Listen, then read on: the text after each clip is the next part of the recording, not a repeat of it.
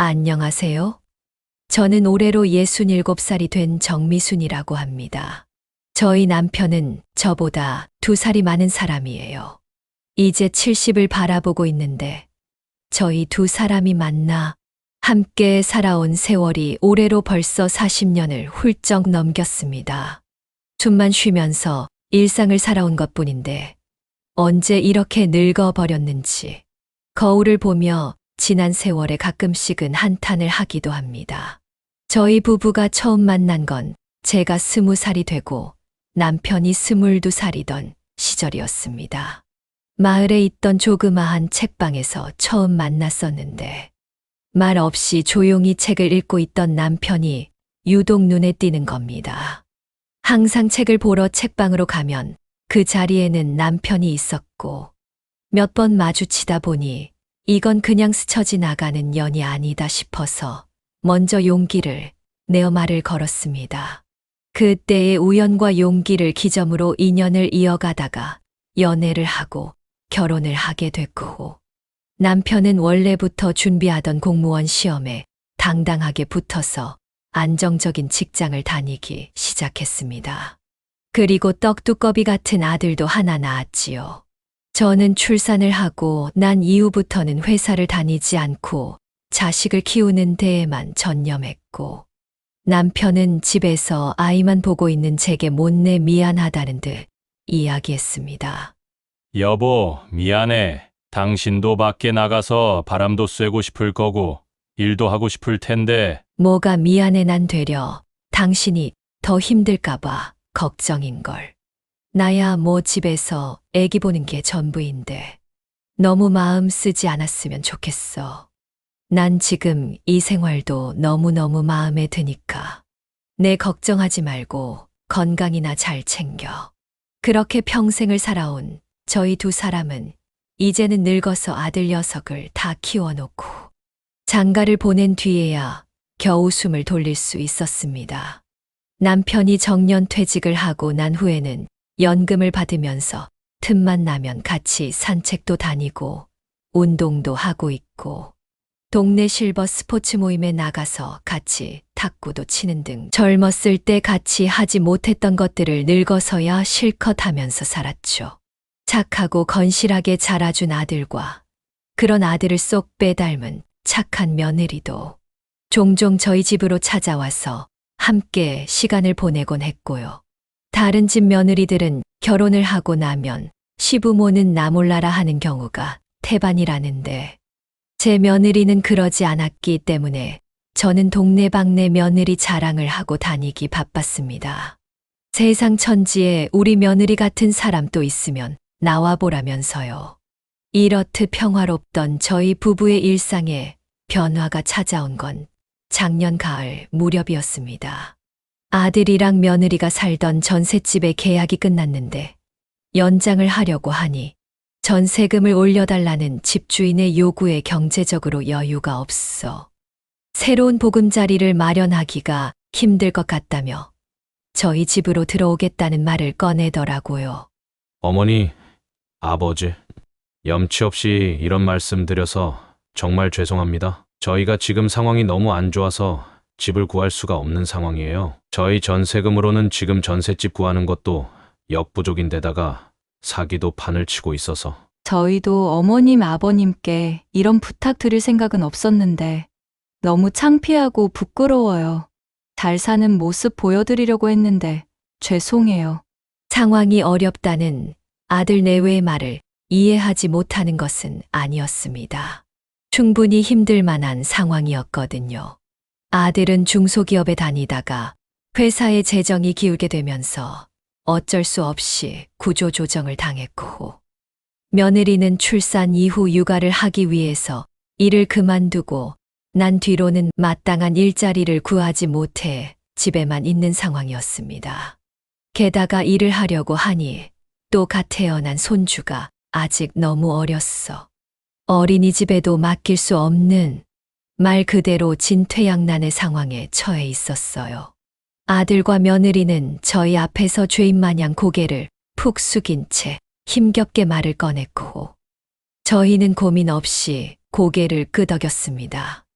내가 낳은 자식이 어렵다고 도와달라고 하는데 외면할 수 있는 부모가 몇이나 되겠어요. 집은 충분히 넓었기 때문에 아들이랑 며느리, 그리고 손주까지 함께 지내기에 충분했습니다. 오히려 저는 작고 예쁜 손주를 매일매일 볼 수 있다는 생각에 가슴이 두근거렸습니다. 그렇게 저희는 2식구에서 5식구가 됐어요. 아들과 며느리, 그리고 손주가 집으로 들어온 처음 몇 달은 분위기가 아주 좋았습니다. 사람 사는 냄새도 아주 물씬 풍겼고 말이죠. 며느리는 매사 예의 바르고 싹싹하게 행동을 했고, 아들은 아침마다 남편의 마당 청소를 도와주며 집안일을 어떻게든 도우려고 애썼습니다. 그리고 제가 가는 곳이면 어디든 함께 따라 나서려는 며느리를 데리고 시장에도 가고 마트에도 가곤 했어요. 마주치는 지인들마다 저는 며느리를 자랑하기 바빴습니다. 어머나 못 보던 얼굴인데? 혹시 언니가 매일매일 입이 마르고 닳도록 자랑하던 그 이쁜 며느리야? 맞아. 나는 집에 있으라고 했는데 기어이 나 힘들다고 같이 가야겠다고 따라 나서네. 우리 며느리 이쁘지? 확실히 언니는 딴 건 몰라도 말년복은 확실히 있다니까. 집에 식구 하나 잘 들어오는 게 얼마나 큰 복인데. 우리 며느리도 좀 보고 배웠으면 좋겠네. 부럽다. 부러워. 다른 사람들이 부러워할 정도로 저와 며느리의 사이는 끈끈했습니다. 어디 가면 친딸이냐고 물어볼 정도로 꼭 붙어 다니곤 했거든요. 그리고 저한테 음식도 열심히 배웠고요. 사실 아들과 며느리가 집에 들어오기 전에는 하루가 묘하게 길다고 생각을 했었는데, 집에 식구가 셋이나 늘어나니 하루가 굉장히 짧다는 생각이 들었습니다. 특히 손주의 이쁜 웃음과 재롱을 보면 정말이지 한두 시간은 후다닥 지나가 있더라고요. 하지만 이런 행복과 즐거움은 길게 가지 않았습니다. 언제부턴가 분위기가 조금씩 달라지기 시작했죠. 언제부터였는지 정확히 기억은 안 나지만 항상 제가 외출할 때마다 쪼르르 따라붙던 며느리는 방 밖으로 나올 생각을 하지도 않았고 끼니를 거르는 날도 많아졌으며, 제가 손주를 보고 있으면 짜증스럽게 손주를 데리고 방 안으로 들어가곤 했습니다. 한 번도 그런 적이 없었던 며느리였기에 조금은 당황스러웠지만 그래도 며느리의 심정을 아주 이해 못하는 것도 아니었습니다. 아무리 편한 시부모라고 하더라도 계속해서 함께 지내는 것도 생각해보면 힘들 수 있을 것 같아서 공감해 주려고 노력을 했어요. 그런데 이상하게도 며느리의 말투는 가면 갈수록 점점 날카로워졌고 짜증을 참지 못하는 모습이 자주 보이기 시작했습니다. 그 원인이 바로 남편의 건망증이라는 걸 알게 된 것은 며느리의 입에서 나온 말 한마디 때문이었습니다. 그날도 여느 때와 다름없는 평범한 오후였어요. 외출을 하고 돌아왔는데 거실에서 며느리가 남편에게 언성을 높이고 있는 게 아니겠어요? 아버님, 가스불을 켜놓으시고 끄지도 않고 잊어버리시면 어떡해요? 제가 못 봤으면 어쩔 뻔했어요. 가스불 때문에 폭발 사고도 막 일어나고 화재도 일어나고 하는 거 모르세요? 아이고, 미안하다, 아가. 내가 언제 이거를 켜놓고 잠들었지. 알고 보니 끄지 않은 가스불 때문에 며느리가 깜짝 놀라 남편에게 소리를 높이고 있는 상황이었습니다. 저는 처음 보는 며느리의 모습에 조금 당황할 수밖에 없었어요. 물론 가스불을 켜고 잠에 드는 것 자체가 위험한 일이라는 건 누구보다 잘 알고 있었지만 이게 이렇게까지 화를 낼 일인가 싶었던 것도 사실이었습니다. 그래서 상황을 지켜보던 제가 적당히 중재를 했고, 며느리는 조금 감정을 추스르고는 남편에게 미안하다고 사과를 했습니다. 단순 해프닝으로 끝난 일이기는 했으나 마음이 편하지만은 않았습니다. 남편이 가스불을 켜놓고 잠든 걸 잊을 정도로 기억력이 흐릿해졌나 하는 걱정도 들었고, 며느리가 남편에게 감정적으로 나온 것 자체가 마음이 편치 않더라고요. 하지만 이것이 고작 시작에 불과했음을 그때의 저는 깨닫지 못했습니다. 시간이 지날수록 남편의 건망증은 나날이 심해지는 듯 보였습니다. 가끔씩 리모컨이나 휴대폰을 냉장고에 넣어두거나 저희 집 우편물이 아닌 이웃집 우편물을 잘못 들고 오는 일도 있었고, 심지어는 신문을 가져오겠다고 나갔다가 신문은 잊고 뜬금없이 동네 슈퍼에 가서 오렌지를 사온 적도 있었습니다. 사실 이 정도는 그냥 귀엽게 봐줄 수 있는 수준이었습니다. 늙은 사람뿐 아니라 젊은 사람들도 이런 실수를 종종 하곤 하니깐요. 그런데 반찬을 데우려고 전자레인지에 반찬통을 넣어놓고는 돌리는 걸 깜빡해 하루 종일 그대로 둔 적도 있었고, 어떤 날은 설거지를 한다며 물을 틀어놓고서는 거실로 나가 텔레비전을 보다가 싱크대에 물이 넘칠 뻔한 일도 있었어요. 아침마다 혈압약을 챙겨 먹는 것도 깜빡하기 일수라 저는 매일 아침 남편의 약을 챙겨줬습니다. 남편은 이런 일들이 반복될 때마다 제게 머쓱하고 씁쓸한 표정으로 웃어 보였어요. 허허, 나도 나이가 먹기는 먹었나 보네. 요즘 들어서 왜 이렇게 깜빡깜빡하지? 당신만 그런 게 아니라 나도 그래.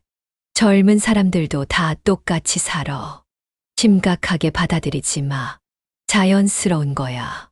나이를 이만큼 먹었는데 기억력도 좋고 또렷하면 그게 대단한 거지 뭐. 저희 부부는 그런 작은 허점도 함께 품으며 살아갔습니다. 그런데 며느리는 저희와 다르게 생각을 하고 있던 것 같았습니다. 이런 실수들이 반복되면 반복될수록 혼자 툴툴거리는 날들이 늘어만 갔고, 어느 날에는 대놓고 짜증을 낸 적도 있었습니다. 남편이 며느리에게 딱히 해를 끼친 것도 아니었는데 말이죠. 같이 살면서 이런 일이 반복되면 조금은 예민해질 수 있다고 치더라도 어른에게 저렇게 본인의 감정을 드러내는 건 좀 아닌 것 같다고 생각했습니다. 그래서 아들에게 이야기를 전해달라고 할까 하다가 직접 이야기를 하는 것이 좋을 것 같아서 며느리에게 말을 꺼내려던 순간 며느리가 대놓고 저희를 보고서 짜증을 내는 겁니다. 아버님, 또 리모컨 냉장고에 넣어 놓으셨더라고요? 요즘 아버님 때문에 집 안에서 보물찾기 하는 기분이에요. 이거 어디 갔지 하고 한참 찾으면 웬 이상한 곳에서 발견되고, 전에는 뭐 옷걸이가 갑자기 싱크대 밑에서 발견이 되질 않나. 예, 너 말투가 왜 그러니? 그게 시아버지한테 할 수 있는 말투라고 생각하는 거냐? 아니 어머님, 이거 제법 심각한 문제예요. 그냥 가볍게 넘길 수 있는 문제가 아니라고요. 아무리 그렇다고 한들 시아버지한테 그렇게 목에 핏대가 설 정도로 소리를 치고 대든다는 게 말이나 돼. 그리고 너도 늙어봐라. 물건 아무데나 두는 건 고사하고 사소한 것도 자주 깜빡깜빡하게 되는 게 우리한테는 일상이야. 나이 먹는 것도 서러운데 꼭 그렇게까지 이야기를 해야겠니? 어머님 진지하게 말씀드리는 건데요. 아버님 치매 클리닉에 한번 모시고 가보시는 것도 좋을 것 같아요. 이런 실수가 한두 번이어야 그냥 건망증이시구나. 나이가 들어서 기억력이 흐려지신 거구나 하고 생각하지. 매일같이 이러면 당연히 치매라고 생각하지 않겠어요? 치매라는 단어를 며느리에게서 들은 순간 심장이 덜컥 내려앉았습니다. 아무리 화가 난다고 해도 치매는 결코 가볍게 던질 수 있는 말은 아니잖아요. 저는 너무 황당해서 말도 못하고 입만 벌리고 며느리를 쳐다봤고, 남편은 축 처진 채로 며느리에게 미안하다는 말을 남기고서 방 안으로 들어가 버렸습니다. 같이 살을 맞대고 살아온 세월만 40여 년이었기에 저는 지금 남편의 감정이 어떤지 확실히 알 수 있었습니다. 아마도 크게 상처를 받은 모양이었어요.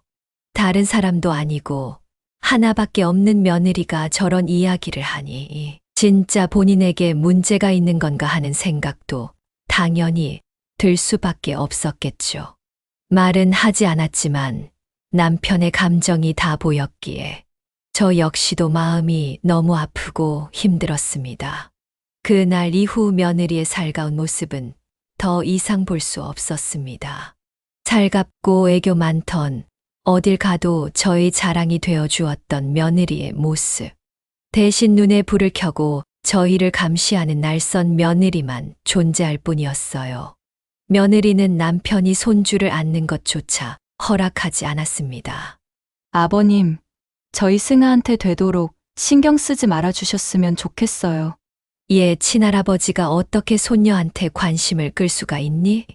너도 참 말을 해도 계속 깜빡깜빡 하시고 물건을 어디다 뒀는지 기억도 못 하시는 분한테 아기를 어떻게 안겨드려요? 그리고 치매 노인한테 아기 맡기면 진짜 큰일 난다고 했어요. 그러니까 되도록 승아한테 관심 가지지 말아주세요. 그 말에 크게 상처를 받은 듯한 남편은 며느리에게 미안하다는 말만 남기고서 방 안으로 들어가 버렸습니다. 결국 그날 며느리와 저는 크게 한바탕 다퉈야 했어요. 걱정되고 신경 쓰이는 마음을 이해하지 못하는 건 아니지만 굳이 어른 앞에서 저런 식으로 이야기를 해야 하나 싶었죠. 이때부터 저희 집 식구들은 조금씩 멀어지기 시작했습니다. 그런데 이상하리만치 남편의 건망증은 나날이 심해지고 있었습니다. 물건을 어디다 뒀는지 기억을 못하는 것은 고사하고 사소한 것들을 자꾸 잃어버리기에 걱정이 안 될 수가 없었죠. 남편 또한 눈에 띄게 변해가는 본인의 모습에 전혀 적응을 하지 못하는 것 같았습니다. 그러다 보니 항상 웃던 남편의 얼굴에도 그늘이 생겼고 가족들 앞에서도 점차 기죽은 모습을 많이 보였어요. 속이 상해서 마음이 와르르 무너져 내리는 것 같았습니다.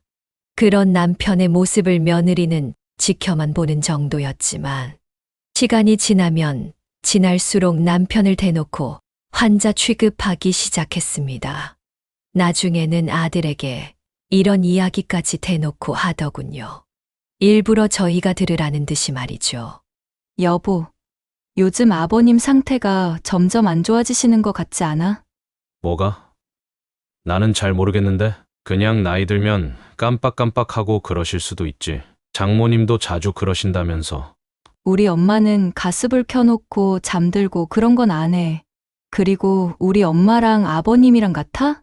당신은 일하러 나가서 모르겠지만 나는 하루 종일 집에 있으니까 알잖아. 아버님 상태가 어떤지 심각한 것 같아.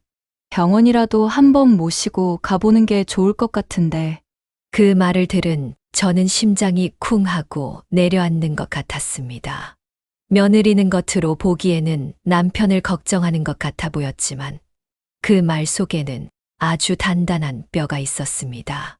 단순히 걱정을 하는 것이 아니라 남편을 말 그대로 환자 취급하고 있는 것 같더라고요. 그리고 더 웃긴 건 아들에게만 그런 이야기를 한 것이 아니었습니다. 집 근처에 가까이 지내는 이웃들에게도 치매 증상에 대해서 은근슬쩍 물어보고 다니고 남편의 이야기를 한다는 이야기를 전해 들었고 방 안에서 자신의 친구와 통화를 나누는 것까지 우연히 듣게 됐어요. 말하고 다니는 것을 들어보면 남편은 이미 치매를 진단받아서 투병하고 있는 사람 같았습니다. 저는 기분이 아주 불쾌했지만 일단 그때까지는 참고 넘겼습니다. 언제까지 저렇게 나올 수 있나 궁금했거든요. 그리고 정말 선을 많이 넘었다 싶으면 그때 제대로 조치를 취하기 위해 한마디도 하지 않고 꾹 참았습니다. 그렇게 아슬아슬 시한폭탄에 아는 것처럼 살아가던 어느 날 남편의 안경이 사라지는 일이 일어났습니다. 남편은 눈이 침침한 편이었기 때문에 항상 안경을 끼고 살았으며 안경을 벗어놓는 곳도 일정했는데 안경이 발이 달렸는지 갑자기 사라진 겁니다. 난리가 났죠. 그래서 저는 집안 곳곳을 샅샅이 뒤졌는데 그 안경이 생뚱맞게도 주방 구석에 있는 빨래 바구니에서 발견이 된 겁니다. 원래 방에 있어야 할 것이 갑자기 빨래 바구니에서 발견이 됐다는 것이 이해가 가지 않았어요. 여보, 당신이 안경을 여기다 가져다 놓은 거야? 빨래 바구니 속에 있던데. 뭐? 그게 왜 거기에 있어? 아버님이 저기다가 가져다 놓으신 거 아니에요? 봐요, 어머님. 아버님은 사소한 거 하나까지 지금 기억을 못해서 온 집안을 뒤지게 만들고 계시잖아요. 내가 안경을 거기다가 벗어뒀다고? 나는 그런 기억이 없는데. 남편은 본인이 가져다 놓은 기억이 없다며 아주 당황스러워했고, 며느리는 더욱더 남편을 문제 있는 사람으로 몰아가기 시작했습니다. 그 모습을 보면서 저는 이상한 낌새를 눈치챌 수 있었습니다. 뭔가 판이 이상하게 흘러간다 싶었죠. 그리고 비단 남편의 안경뿐만이 아니라 남편이 자주 만지는 물건들은 죄다 이상한 곳에서 발견이 되었습니다. TV 리모컨이 갑자기 주방 찬장 안에서 나오고 남편의 혈압약이 담긴 약통도 며칠 전에 사라져서 찾아보니 서랍 맨 뒤편에서 나오는 겁니다. 게다가 남편의 휴대폰이 없어져서 찾아보니 한동안 열어보지도 않은 장롱 서랍에서 나오질 않나. 지갑은 싱크대의 수납 공간 속에서 발견되기도 했습니다. 솔직히 실수로 가져다 놓았다고 하기에는 너무 황당한 장소에서 물건이 발견이 되니 저 역시도 의심을 하지 않을 수가 없었습니다. 그러던 어느 날 남편의 약을 챙기기 위해서 약통을 열어본 저는 뭔가 이상하다는 느낌을 받았습니다. 약통은 변함이 없는데 그 안에 들어있는 약이 묘하게 남편이 복용하던 혈압약이랑 색이 다른 겁니다. 당연히 약의 색이 달라지면 안 되었기에 저는 깜짝 놀라서 내용물을 꺼내 확인을 했는데 남편이 복용하던 혈압약이랑은 다른 종류의 약들이 들어 있었습니다. 대체 뭐지 싶었죠. 저랑 남편 외에는 약통에 손을 댈 사람이 없는데 그러다 문득 며느리가 하루 전 저희 방을 청소한다면서 들어가 한참 동안 나오지 않은 것을 떠올리고서 바로 며느리에게 물었습니다. 아가, 혹시 너 어제 우리 방 치우면서 이 약통에 손댔니? 네? 아니요. 제가 뭐하러 약에 손을 대요. 왜요, 어머님? 무슨 일 있으세요?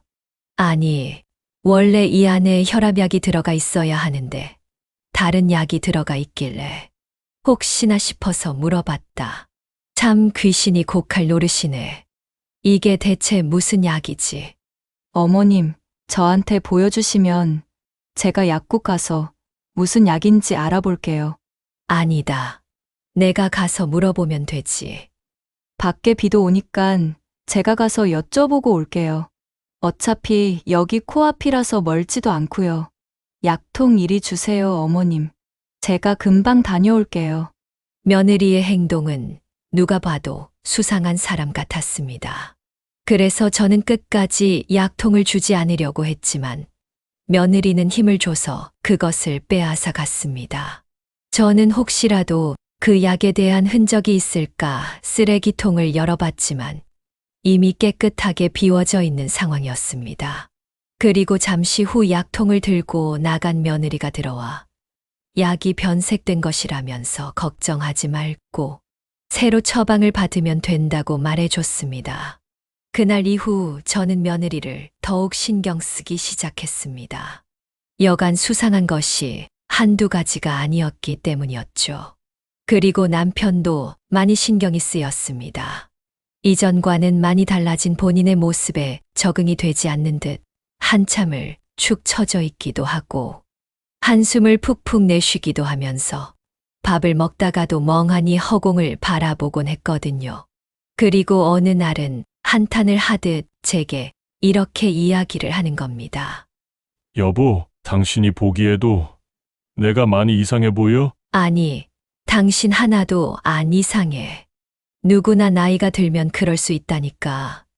당신 막 길을 잃어버린다거나, 이름을 기억 못한다거나, 그러지는 않잖아. 너무 속상해 하지 말어. 흘러가는 세월은 조상님이 와도 못 막는다고 했어. 예전에는 이렇지 않았는데 내가 왜 이렇게 된 건지 모르겠네. 괜히 애들한테 미안하기도 하고 당신한테도 많이 미안하고. 저는 남편의 말에 대답을 하는 대신 남편의 손을 꼭 잡아줬습니다. 하지만 남편은 도무지 기운을 되찾지 못했습니다. 남편은 끊임없이 변해버린 자신을 의심하면서 자책하기 시작했고, 그러면서 점점 자신감을 잃어갔습니다.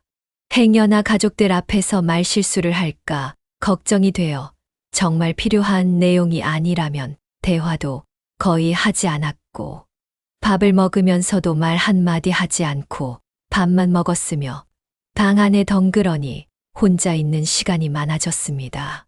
그렇게 좋아하는 텔레비전 프로그램을 보면서도 웃지 않고 허공을 바라보며 멍하니 있곤 했죠. 남편이 서서히 달라지는 모습을 곁에서 말없이 지켜본 아들은 어느 날 제게 이런 이야기를 하더군요. 어머니, 제가 드리고 싶은 말씀이 있는데요. 응, 뭔데? 너무 기분 나쁘게 듣진 마시고, 아버지 있잖아요. 전문 요양시설 같은 곳에다가 모시면 어떨까 싶어서요. 갑자기 요양병원에 모시자고. 그게 대체 무슨 말이냐? 너도 네 아버지가 이상한 사람이라고 생각하는 거냐? 아니요, 그건 아닌데. 그냥 요 근래 아버지가 계속 이상한 모습을 보이시니까 자꾸 멍하게 계시고 말도 잘 안 하시고 진짜 치매 초기가 아닐까 생각이 들어서요. 아니면 병원에 모시고 가서 정밀 검진을 받아보는 것도 좋을 것 같고요. 저는 말도 안 되는 소리를 하지 말라며 아들에게 소리를 질렀습니다. 다른 사람도 아니고 제 아버지인데 아버지를 이상하게 여기는 자신의 아내를 이상하게 생각하지는 못할 망정 병원에 모시자는 이야기를 하다니. 이 말이 나왔을 때부터 뭔가 집안의 분위기가 엉망진창이 되었다는 것을 확실하게 깨달을 수 있었습니다. 며느리는 강 건너 불구경을 하듯이 뒤로 빠져서 조용히 상황을 지켜보고만 있었어요. 그리고 며칠 지나지 않아 일이 제대로 터지고 말았습니다. 그날은 평소랑 다를 것 없던 날이었습니다. 쉬는 주말이라 집안은 조용했고 저는 아침 일찍부터 장을 보기 위해 외출을 했습니다. 그런데 마트에 다녀와 보니 현관에 있어야 할 남편의 신발이 보이질 않는 겁니다. 어디 나갔나 싶어서 전화를 걸어봐도 받지 않았죠. 그런데 이상하게 불안한 기분이 드는 겁니다. 한동안 기운 없이 말도 거의 하지 않고 축 처져 있었던 모습을 떠올리며 혹시 하는 생각이 들었어요. 그러지는 않겠지만 그래도 만약의 상황을 무시할 수는 없었습니다. 불안한 마음에 저는 급히 신발을 신고 집을 나섰고 주변에 있는 이웃들에게 남편을 보았는지 물어보았습니다. 그러나 아무도 남편을 본 사람은 없었기에 곧바로 아들에게 전화를 걸었습니다. 전화를 받은 아들과 며느리는 놀라서 바로 차를 몰고 왔고 차를 타고서 동네 곳곳을 샅샅이 뒤짐과 동시에 경찰에 노인 실종 신고도 같이 했지요. 그렇게 몇 시간 동안 남편을 찾아 헤맨 끝에 저희 집과 완전 다른 방향에 있는 지하철역 근처의 벤치에서 남편을 찾을 수 있었습니다. 남편은 멍한 표정으로 허공을 바라보고 있었고 제가 달려가서 손을 잡아도 별 다른 반응이 없었습니다. 마치 넋이 나간 사람처럼 말입니다. 여보, 여기서 왜 이러고 있어? 여기까지는 어떻게 온 건데? 그냥 버스를 타고 마트에 가려고 나왔는데 버스를 반대 방향으로 탄 건지 아니면 잘못 탄 건지 잠깐 졸았는데 정신을 차려보니까 여기로 왔더라고. 한 번도 안 와본 곳이니까 뭐 움직일 수도 없고 택시를 타고 가려니까 어느 방향에서 타야 하는지도 모르겠고 택시비가 얼마 정도 나올지도 모르겠고 그럼 그냥 나한테 전화를 하지 그랬어. 우리가 얼마나 찾아다녔는지 알아. 그리고 갑자기 마트는 왜? 내가 막 마트를 다녀오는 길이었는데. 필요한 게 있으면 말을 하지. 말을. 며느라기가 저기 시내에 있는 마트에 가서 승아 먹일 요구르트를 좀 사다 달라고 하길래 승아가 먹는 건 거기밖에 안 판다고 하더라고. 며느리가 시내 쪽 마트에 가서 장을 보고 오라고 했다는 말에 저는 아차 싶었습니다. 그래서 곧바로 뒤에 있는 며느리를 째려보자 며느리는 왜 자신의 탓을 하냐며 되려 발끈할 뿐이었어요. 누가 봐도 이상한 상황이지 않나요? 심지어 손녀가 먹는 요구르트는 제가 가는 마트에도 판매하는 흔한 제품이더라고요. 저는 우선 경찰에 실종자를 찾았다면서 신고를 취소했고 남편을 데리고 집으로 돌아가 놀라고 당황스러웠을 남편을 방에다가 눕혔습니다. 그리고 방 밖으로 나오자마자 아들과 며느리는 남편을 병원에 데려가 봐야 한다고 주장했습니다. 며느리는 남편이 거짓말을 했다, 없는 말을 만들어냈다며 제게 억울하다고 소리를 쳤죠.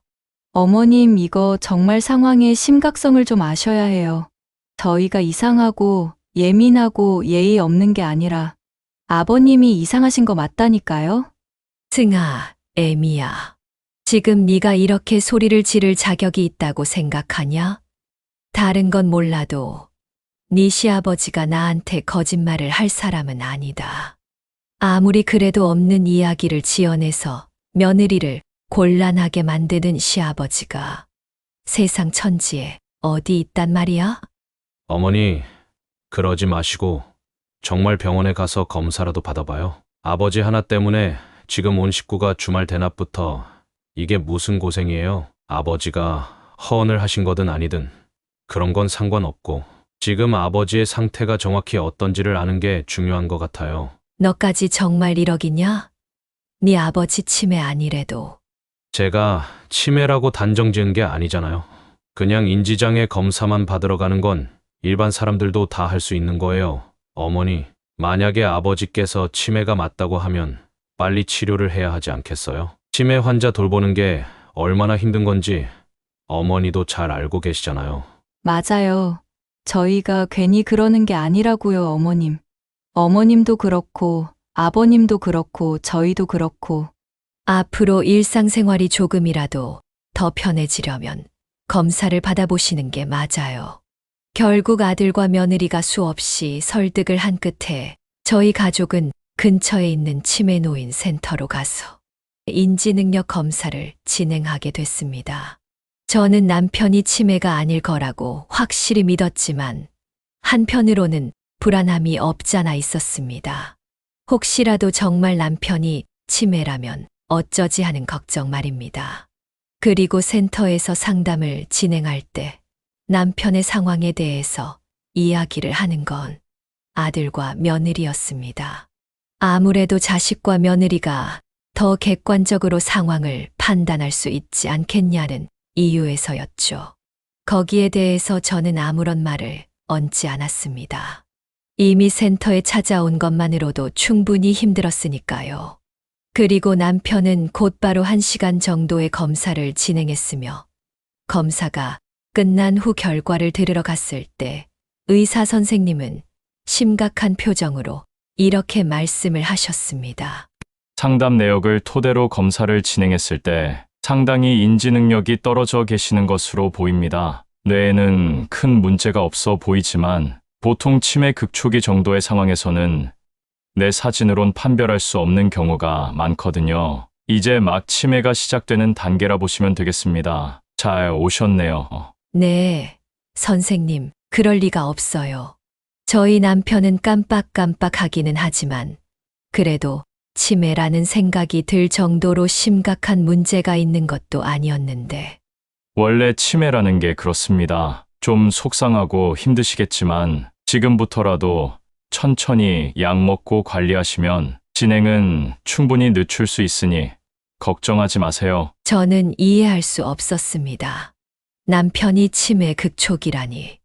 남편도 검사 결과를 듣고서 믿을 수 없다는 듯 마른 세수를 하고 있었습니다. 너무 속상했어요. 평생을 살아온 내 동반자의 치매 진단에 마치 하늘이 무너져 내리는 듯 했죠. 그런데 속상해하는 저희 두 사람과는 달리 며느리의 표정은 아주 기세등등했습니다.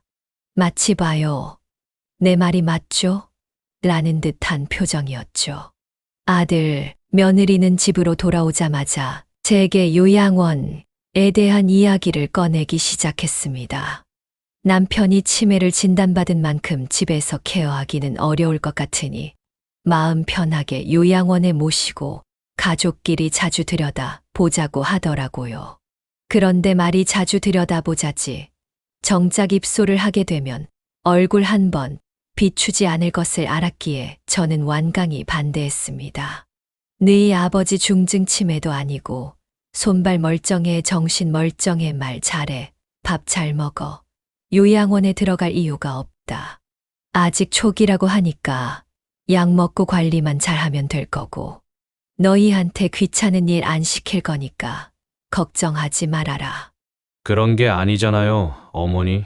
어머니 연세도 내일 모레면 70인데 누가 누굴 모시겠다는 거예요? 치매 환자 돌보는 거 쉬운 일 아니라니까요. 이러다가 어머니 건강도 망가지셔요. 내 건강은 내가 알아서 한다.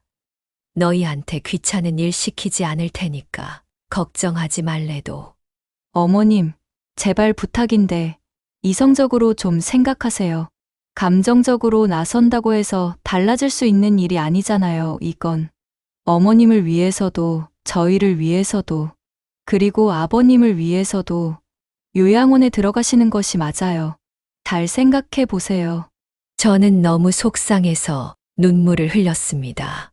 남편이 치매를 진단받은 것도 억장이 와르르 무너질 일인데 자식이랑 며느리가 이러고 있으니 정말 할 말이 없었죠. 그런데 더 속상했던 건 남편이 스스로 요양원으로 들어가겠다고 한 것이었습니다. 아무래도 저와 아이들의 이야기를 들은 것 같았어요. 그래서 저는 다급히 그러지 않아도 된다고, 남편을 책임질 수 있다고 이야기했지만 남편은 이미 마음을 굳게 먹은 것 같았습니다. 그래서 결국 오랜 고민 끝에 남편은 집 근처에 있는 시설 좋은 요양원으로 들어가게 됐어요. 요양원에 들어가는 그 순간까지도 저는 이게 꿈이 아니라 현실이라는 것을 믿을 수가 없었습니다. 건강하던 남편이 한순간에 어떻게 이렇게 망가지게 된 건지 하늘이 원망스러울 지경이었어요. 남편의 요양원 입소 이후 저는 일주일에 2~3번 남편을 찾아갔습니다. 함께 찾아가겠다던 아들과 며느리는 언제 그랬냐는 듯 남편을 들여다보지 않았고 저는 거기에 대해 아무런 말을 하지 않았습니다. 이미 충분히 예상한 일이었기 때문이었죠. 그런데 어느 날 남편에게 찾아갔을 때 남편이 제 손을 덥석 잡으면서 이런 이야기를 하는 겁니다. 여보, 여기 생활은 사람들이랑 같이 지내서 재미있기는 한데 그냥 기분이 뭔가 이상해. 기분이 이상해. 뭐가 이상해. 그냥 이상하게 집에 가고 싶어. 우리 승아도 잘 지내는지 궁금하고 정원에 있는 식물들도 잘 크고 있는지 궁금하고 당신이 관리 잘 해주고 있지? 그 말을 들은 순간 직감했습니다. 남편이 치매가 아니라는 것을요. 그래서 저는 그 말을 듣고 오래전부터 시작해서 최근에 있었던 일까지 남편에게 모두 묻기 시작했습니다. 설마 이것까지 기억하겠어? 싶을 정도의 사소한 것까지도 말이죠. 그런데 놀랍게도 남편은 단 하나도 잊어버리지 않고 선명하게 기억했습니다. 치매 환자라고는 믿을 수 없을 정도로요. 남편은 단지 혼란스러웠던 것 같았습니다. 본인이 자꾸 뭔가를 잊어버리고 까먹고 본인이 손대는 물건들이 자꾸 이상한 곳에서 발견이 되니 본인도 본인 스스로를 자각하지 못하는 것 같았죠. 그런데 그 무렵쯤 집안에서는 이상한 일이 일어났습니다. 남편이 요양원에 들어가기만을 기다렸다는 듯 아들과 며느리가 남편의 통장 관리에 들어간 것이었습니다. 아주 당당하게 남편의 통장을 가지고 가는 걸 보고 제가 막아서며 물었습니다. 야, 너희 지금 이걸 어디로 가지고 가는 거냐? 아니, 애초에 너희가 이걸 왜 가지고 가는 거야? 아, 어머님 모르고 계셨구나. 아버님이 요양원 입소하시기 전에 저희한테 이거 관리해 달라고 하셨어요. 어차피 이 사람이 통장 비밀번호도 알고 있어가지고요. 어머니께서 이것저것 관리하시기 힘드실 거 아니에요. 하나 정도는 저희가 관리해 드릴 수 있으니까 걱정하지 마세요. 허튼데 돈 쓰고 그러지 않을게요. 너희 아버지가 직접 너희한테 맡겼다는 거지. 그래, 일단은 알았다. 저는 우선 지켜보기로 했고 남편에게도 일부러 묻지 않았습니다. 남편의 통장을 정말 말 그대로 가지고만 있겠다는 건지 아니면 그걸로 허튼 짓을 하고 다니겠다는 건지 지켜볼 심산이었어요. 그런데 그때부터 이상한 일들이 하나둘씩 일어나기 시작했습니다. 달달이 꼬박꼬박 잘 빠져나가던 공과금이 미납되었다는 연락이 오기도 했고 휴대폰 요금도 제대로 빠져나가지 않았던 걸 늦게 알게 됐습니다. 남편의 통장으로 자동이체를 걸어놓았는데 이게 연체가 되었다는 것은 통장 안에 잔고가 없다는 것을 의미했기에 저는 직접 은행을 찾아가 거래 내역을 확인하려고 했습니다. 그런데 직원이 저한테 그렇게 말을 하더군요. 재산관리 위임 처리가 되어 있어서 제가 그걸 확인하는 것은 어렵다고 말이죠. 제 아무리 가족이라고 하더라도 위임받은 상대가 아니라면 계좌를 확인할 수 없다는 것이었습니다. 그때 확신했습니다. 이 모든 것은 잘 짜여진 판이었다는 걸요. 그리고 저는 마음 먹었습니다. 잘못된 이 상황을 제 자리로 되돌려 놓을 것이라고. 제가 가장 먼저 한 일은 집에 설치해 놓은 홈캠의 기록들을 모두 확인하는 것이었습니다. 사실 집안의 물건들이 하나둘씩 사라질 때부터 이상하다 싶어서 부엌 근처와 거실 근처에 눈에 띄지 않는 홈캠을 설치해 두었습니다. 그런데 워낙에 정신이 없다 보니 사놓고 설치한 것조차 잊고 살다가 문득 생각이 나더라고요. 제법 많은 것들이 남아있을 홈캠의 기록들을 저는 하나하나 샅샅이 확인해야겠다고 마음 먹었습니다. 혹시나 이 안에 뭔가 이상한 것이 촬영되어 있을지도 모를 일이었으니까요. 그리고 저장된 홈캠 영상을 확인하던 저는 충격적인 장면을 보게 되었습니다. 며느리는 방 청소를 명목으로 저희 방에 들어갔다가 약통을 들고 나와서 알약 몇 알을 꺼낸 뒤 겉모양은 비슷하지만 미묘하게 다른 색깔의 약으로 바꿔치기를 하는 모습이었습니다. 그리고 그 다음 날 약국에 갔다 와서는 새로운 약으로 처방을 받으면 된다고 저한테 아주 뻔뻔하게 거짓말을 쳤던 것이었죠. 게다가 집 곳곳에 이상하게 숨어있던 남편 물건도 남편이 그 자리에 뒀던 게 아니라 며느리의 작품이었습니다.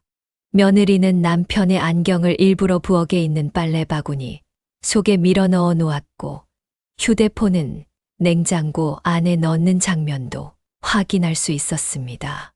리모컨을 이상한 곳에다가 숨겨놓은 것도 역시 며느리였죠. 그 순간 저는 온몸이 덜덜 떨려왔습니다. 대체 남편에게 무슨 악감정이 있어서 이런 짓을 꾸민 건지 대놓고 물어보고 싶었죠. 하지만 확실히 증거를 잡고 법적인 조치를 취하기 위해 저는 조용히 그 기록들을 모두 저장해 놓았습니다. 이럴 때 컴퓨터를 조금이나마 배워놓은 게 다행이다 싶었어요. 그리고 남편이 입소한 요양원에 가서도 간호사 선생님들께 남편에 대한 것들을 묻기 시작했습니다. 남편이 여기서 어떻게 생활하는지에 대해 알고 싶기도 했고, 이 사람들이 보기에 남편이 정말 치매 환자처럼 보이나 궁금하기도 했거든요. 그런데 갑자기 어떤 간호사 선생님 한 분이 저한테 조심스럽게 이런 이야기를 꺼내는 겁니다.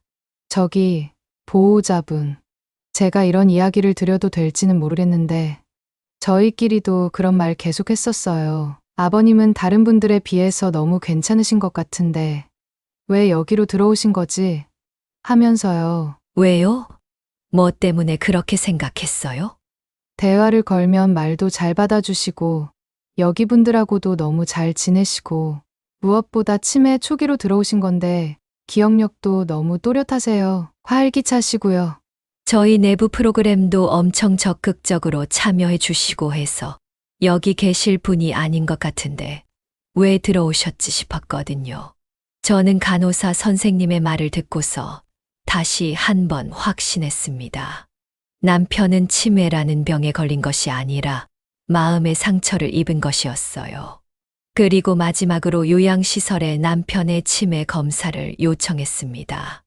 이전에 받았던 곳에서는 이런 진단을 하던데 남편의 현재 상황을 정확히 알고 싶다고 하니 흔쾌히 검사를 해주겠다고 하셨어요. 그리고 검사 결과 놀랍게도 남편은 정상이었습니다. 약간의 건망증이 보이기는 하지만 이 정도는 60대 후반에서 70대까지 충분히 나타날 수 있는 것이며 동년배에 비해 기억력이 상당히 좋다고 하시면서 왜 그 센터에서 치매 초기라는 진단을 내렸는지 이해할 수 없다고 하셨습니다. 그래서 저는 그 검사 결과지를 따로 발급해 달라고 요청했고 제가 가지고 있는 영상들과 검사 자료지를 들고 집으로 돌아갔습니다.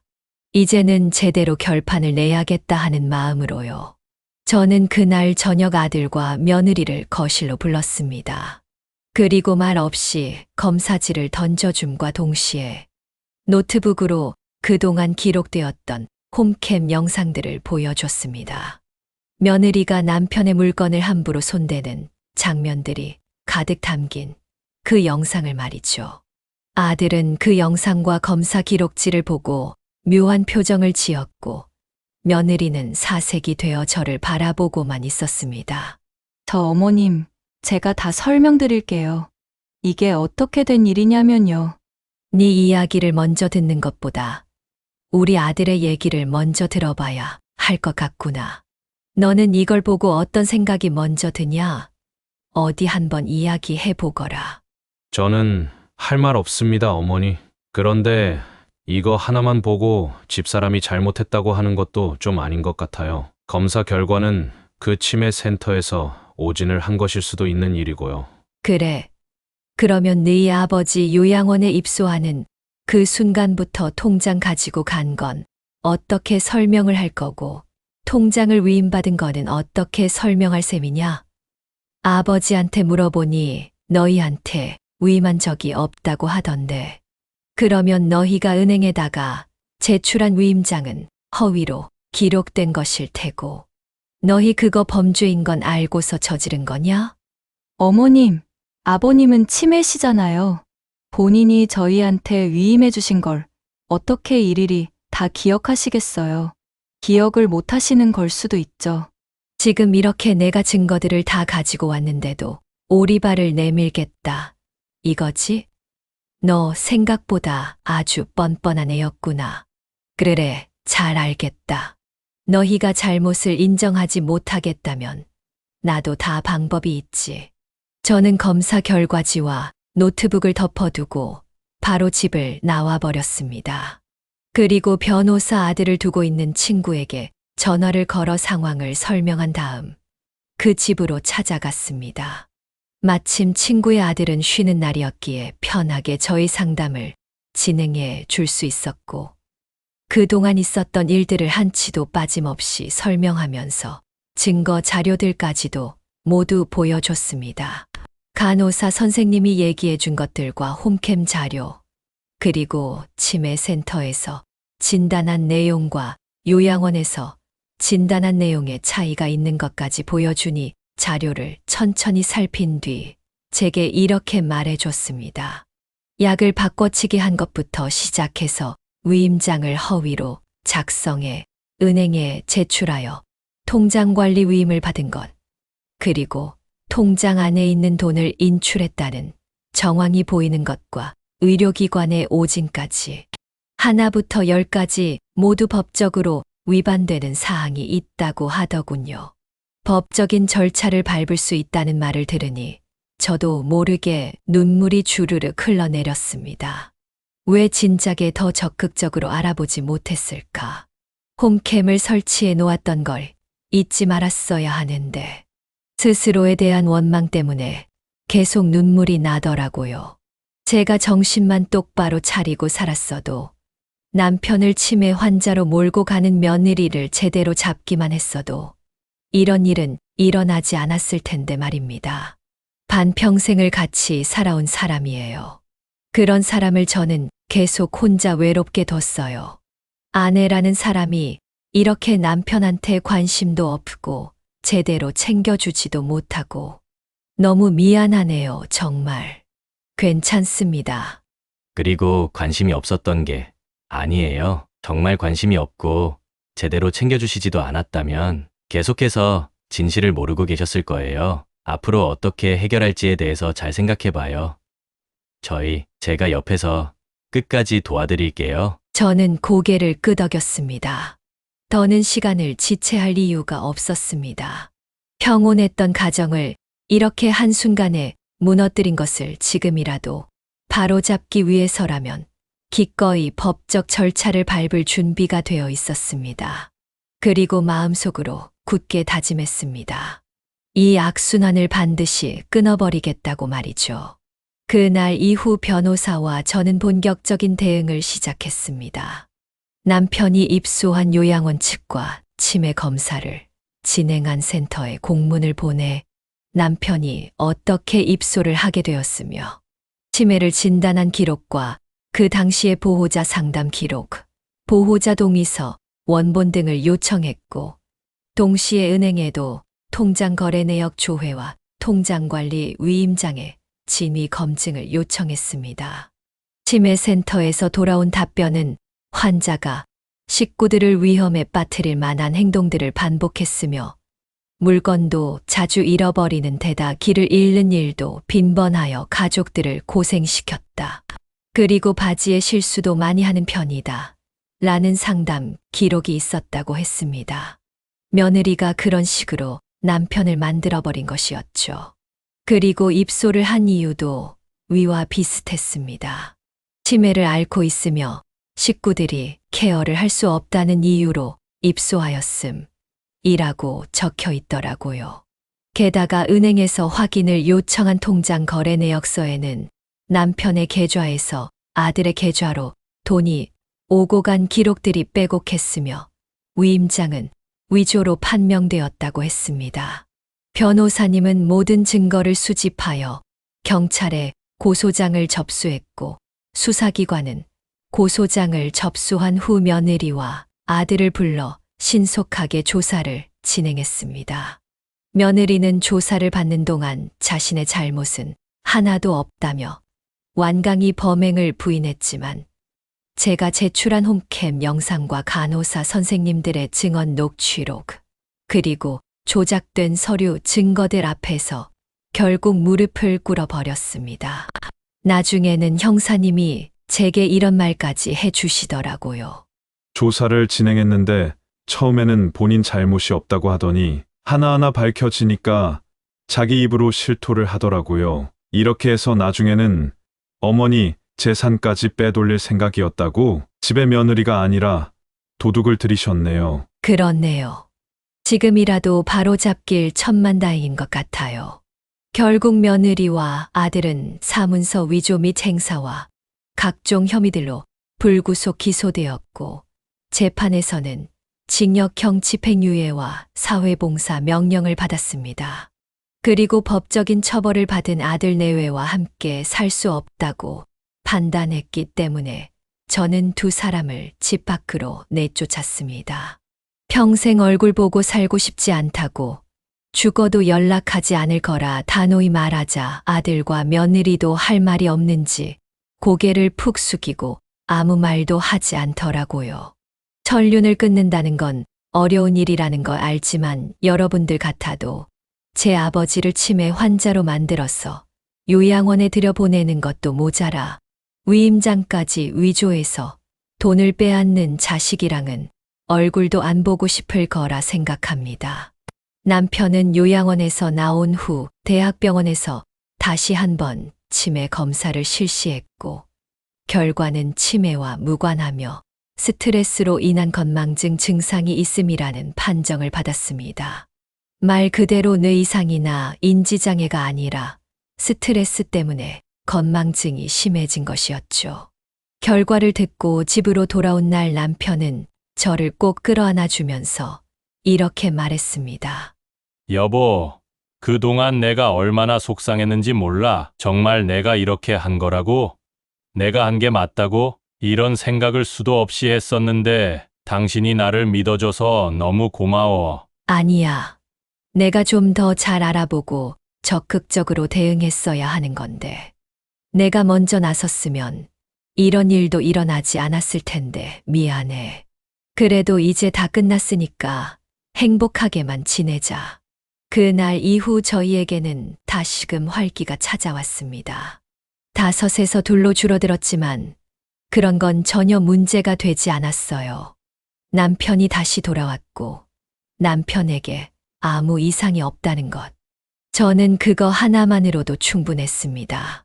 아들은 그 이후 몇 번 저희에게 연락을 취해왔지만 저와 남편은 일절 전화도 문자도 받지 않았습니다.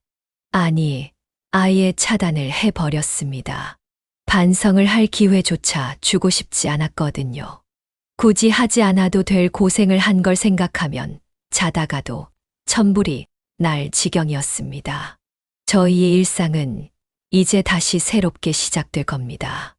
헌 페이지는 뜯어내고 새로운 페이지를 쓰면서 서로의 노년에 함께 하려고 합니다. 자식과 며느리로부터 받은 상처는 쉽게 아물지 않을 테지만 그래도 이미 일어난 일이니 이 일을 미천 삼아 서로 더 의지하면서 살아볼 거예요. 이전처럼 정원을 가꾸고 같이 손을 잡고 산책을 하기도 하면서요. 제 사연을 끝까지 들어주신 여러분들의 삶에는 이런 아픔 없이 행복만이 가득하시기를 진심으로 기원합니다. 좋은 하루 보내세요. 감사합니다. 네, 오늘 이야기는 어떠셨나요? 오늘 이야기를 듣고 어떻게 생각하시는지 어머님, 아버님의 생각을 댓글로 공유해주세요. 저는 또 다른 사연으로 찾아뵙겠습니다. 좋아요, 구독, 알람 설정을 통해 앞으로도 따뜻한 정을 나눌 수 있게 함께해주세요. 어머님, 아버님의 삶의 지혜와 경험을 나눌 수 있는 통로가 되겠습니다. 오늘도 인생을 바꾸는 관점을 통해 사연을 들어주셔서 감사합니다.